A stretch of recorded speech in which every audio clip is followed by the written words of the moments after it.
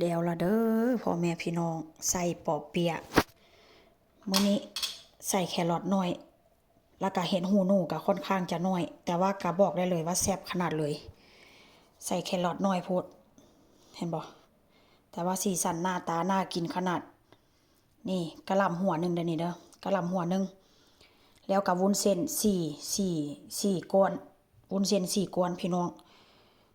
เนื้อนี่ก็ครึ่งกิโลพุ่นละเนื้อนี่ก็ได้นะแต่ว่าแครอทนี่ใส่ประมาณสามหัวแล้วก็หั่นเป็นอันประมาณว่าขูดเป็นตอนใหญ่ๆแบบนี้พี่น้องตัวขูดแบบน้อยๆแบบอันเฮ็ดตำบักหุ่งอันนั้นบ่มีค่อยซื้อมาอยู่ลูกสาวเอาทิ่ม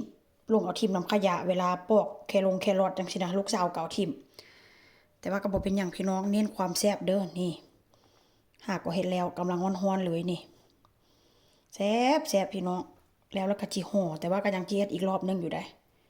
มื้ออื่นก็สิเฮ็ดอีกผัดอีกรอบนึงก็สิเฮ็ดว่าเฮ็ดช้าๆค่อยๆใจเย็นๆพี่น้องมันจะค่อยแซ่บเฮ็ดไวหลายมันบ่แซ่บแล้วเด้อ